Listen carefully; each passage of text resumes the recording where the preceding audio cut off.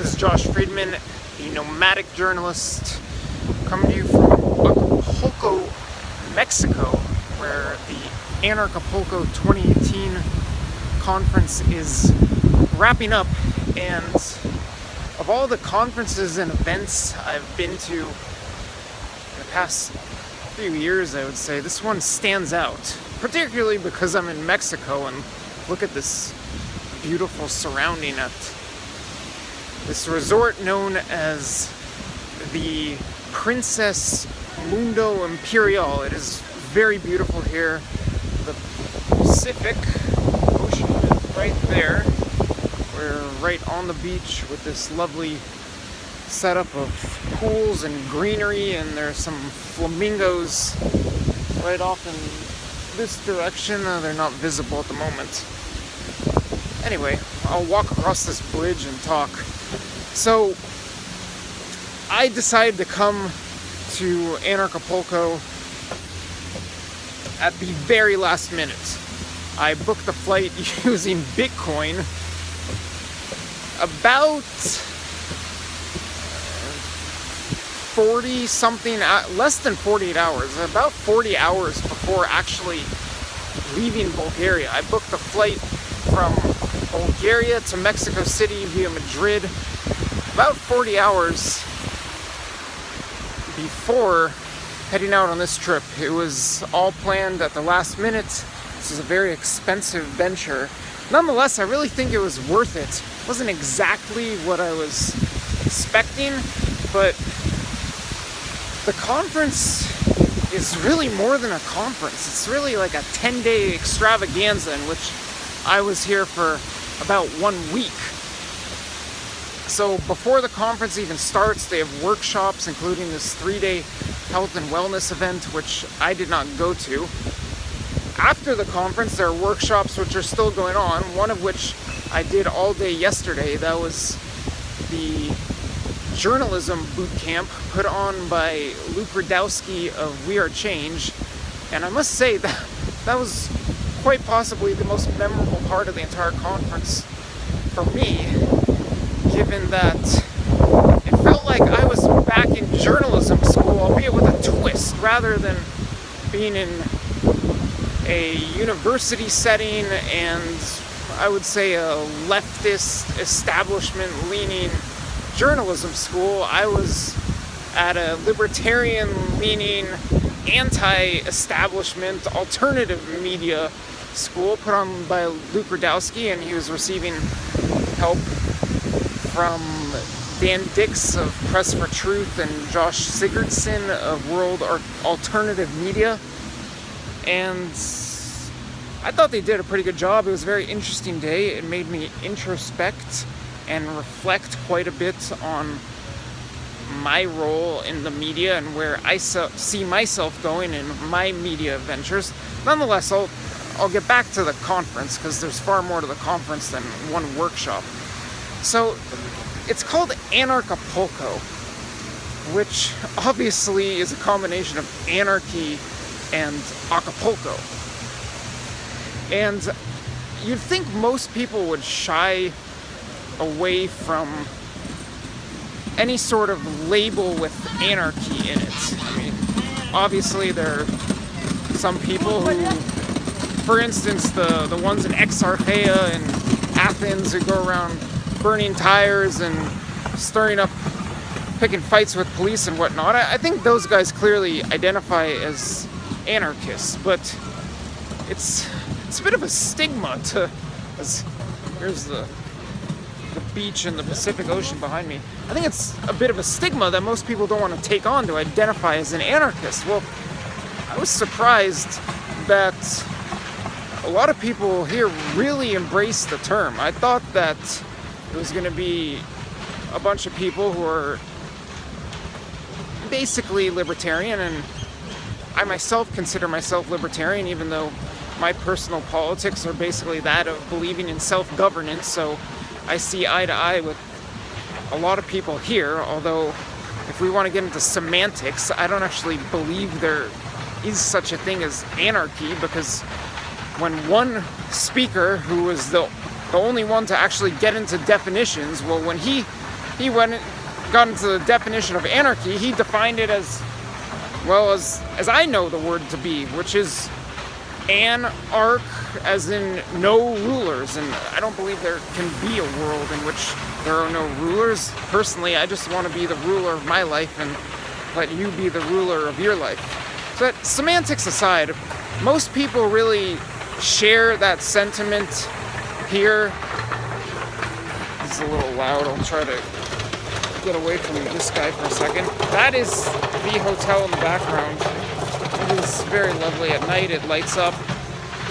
As you can see as I walk around here, it's just such an incredible setting. Wow, they really want to follow me with these carts drowning out the volume. So I will walk in the other direction. Anyway, yeah, a lot of people really identify here as anarchists. Anarcho-capitalists, most of them. There's a tremendous amount of wealth in the conference. That was interesting, because the conference did draw some hippies, like stereotypical hippies, even with long braided hair and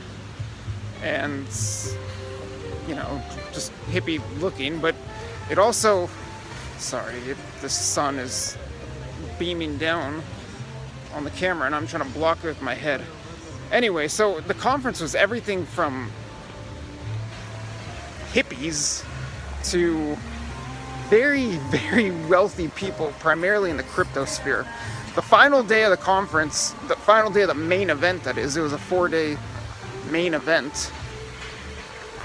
That day was called Cryptopulco, and really the whole conference could have been called Cryptopulco, because almost everyone here is very into crypto, if not heavily invested in crypto, and some of the biggest names in cryptocurrency, including Roger Ver, who's known by some as the Bitcoin genius.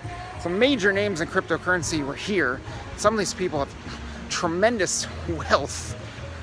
And so it made for an interesting dynamic, because on the one hand, this is an anarchy conference, but on the other hand, it seemed like more people than not in this conference are doing very well financially. And that obviously has a lot to do with the price of Bitcoin and other cryptocurrencies skyrocketing over the last year or last several years. But also it was drawing a lot of people who have businesses outside of cryptocurrency, and then it was drawing people who have businesses that one might view as a competing asset class, for instance, gold and silver, yet they're also getting into cryptocurrency. So there was a gold and silver guru by the name of Mike Maloney here at the conference. I thought he gave one of the best speeches, and his speech was largely an endorsement of cryptocurrency. Mike Maloney is a precious metals guy. That's his business. That's where he made his name, that and financial education. And he was discussing how he knew about Bitcoin almost practically back at the beginning, and he was a skeptic, and he didn't get into it for several years, but eventually he became a believer to the point where he's now endorsing Bitcoin and some other cryptocurrencies as, I forget if the term he used was sound money or true money or proper money, but what he was explaining is that, without getting too many technical details, that gold and silver are tangible assets in which there's no need for another party or counterparty, as he calls it, to perform some obligation in order for them to keep their value. So with the dollar and stocks, paper assets, if the government collapses, or if the Federal Reserve or whichever central bank we're talking about prints too much money, or the stock market crashes, or some company goes under, your wealth isn't worth so much. But Mr. Maloney is arguing that with gold, silver, and now some cryptocurrencies, they're is no counterparty risk like that, and that he now classifies cryptocurrency, some of them, not all of them, as tangible assets, even though you can't physically pick up a Bitcoin. Anyway, I'm getting a little too sidetracked on him, albeit I enjoyed that speech, and I found that to be one of the best speeches because he was being very clear about his terms, similar to Mark Passio, who was getting into the occult and all kinds of mysterious and esoteric knowledge. In fact, Mark Passio is still going right now in a workshop that's pretty popular. I ducked in and out of that. Well, Maloney was being pretty clear with his language. He was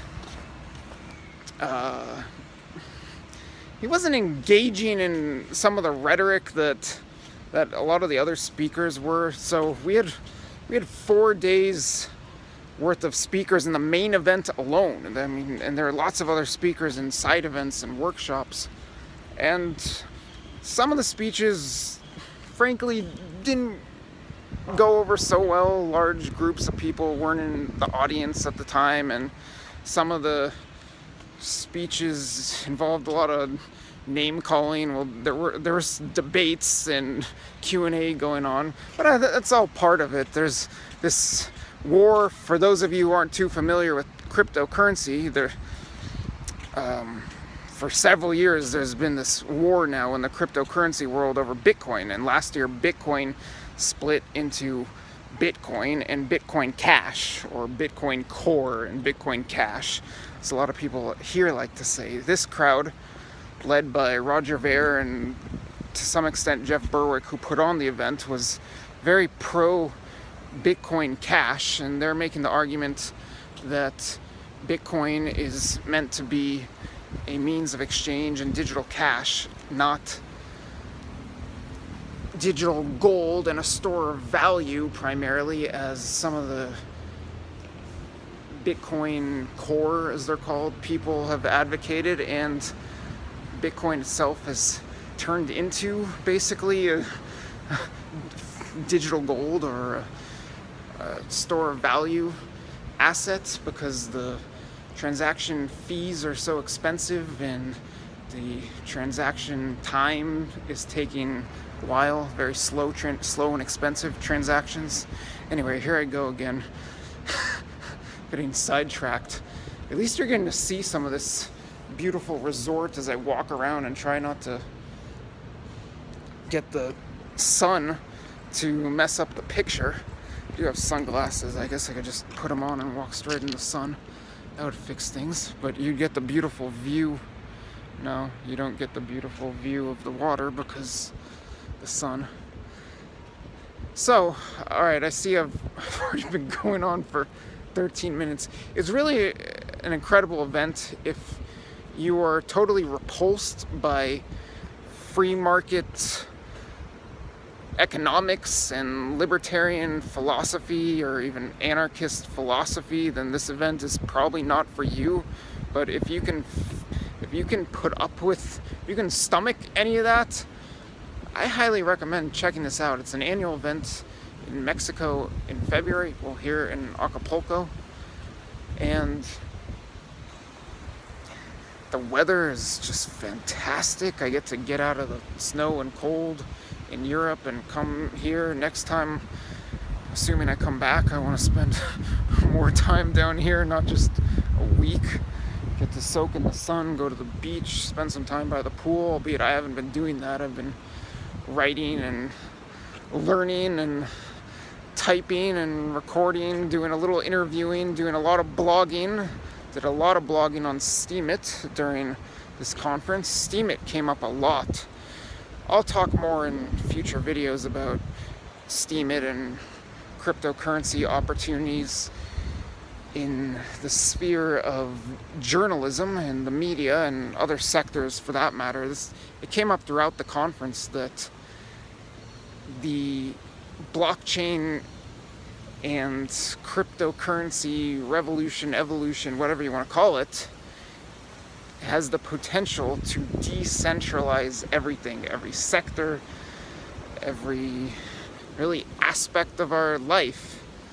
And there are a lot of people who are very, very, very bullish, not just about the price of Bitcoin and blockchain here, but about the societal implications. But I should note that it wasn't 100% people getting up on stage and saying that Bitcoin or crypto is going to save us. And I mean, there was one man who's very impressive by the name of Jason King, who gets up on stage and says he fed 167,000 homeless people using crypto-funded charity, and that's very impressive. Nonetheless, there were other speakers who were saying, hey, this might not necessarily work out so well. Bitcoin and cryptocurrency could get co-opted by governments. It could turn into a mark of the beast type of thing, in which there's a Chinese-style social credit system and a central bank or some central planner could cut off your money supply if you criticize the government or don't pay your taxes or post something politically incorrect on social media. And I think a lot of people here do view that as a legitimate possibility. Some Orwellian scenario could emerge out of blockchain technology. I think that's the viewpoint of a lot of people here, and several speakers were saying, hey, there's a war on for this control of this technology, not just between Bitcoin and Bitcoin Cash, but between liberty and tyranny. And I think that's very much worth considering, or at least pondering, because if indeed blockchain technology is going to completely change the world and affect all of our lives, one speaker is saying every person here is going to, every person in the world is going to use cryptocurrency in the next 5 to 10 years. I can't tell you if that prediction will come true, but if it does, then it is certainly worth pondering, well, who's going to have control of this technology, and will it be bringing more liberty, or could it be ushering in an Orwellian-style tyranny? At least by the looks of this conference, it seems to be doing a lot for human liberty and the liberty movement, because there are so many freedom-minded people who suddenly have amassed so much wealth. But we'll see what happens in coming years. All right, you've seen the hotel, the pool, the huts along the beach, the sun, the palm trees. I think you get a feel for the setting. I've been rambling on and on in this Anarchapulco walk and talk at the Princess Mundo Imperial here in Acapulco, Mexico. It is beautiful, but there's some flowers. I think you get the point. I don't need to show you where I ate all the carne asada for lunch every day. But yeah, the lunch was delicious. I guess I should note that if you do come to the Princess Mundo Imperial, it's not cheap, definitely not, but I would highly recommend the lunch buffet just on the other side of this pool. The carne asada is delicious. They will grill it for you right in front of you. And supposedly there's a vegan restaurant in here too if you're not too into carne. Alright, so Anarchapulco was eye-opening for me. It wasn't exactly what I was expecting. There was so much going on. It was really too much for me to process and do at once. I wanted to conduct some interviews. I only ended up conducting one. I was here to pitch various things. You can, if you've got a business, you can get some booths set up here and sell your gold, crypto, gold-backed crypto real estate business. Everyone's seemingly got some business here. It's a bunch of entrepreneurs, which in my mind is a good sign. But if you're not some crypto millionaire, I wouldn't rule out coming here too. If you plan in advance, I'm sure it can be done fairly cheaply. And this event, it's been all too worth it. I'm gonna soak in this breeze a little bit and breathe a little bit. Even though it's such a lovely setting, I don't think I've been doing enough of that yet. So, alright, that's enough. Adios from Acapulco and Anarchapulco. I very much look forward to returning in 1 year. Goodbye for now.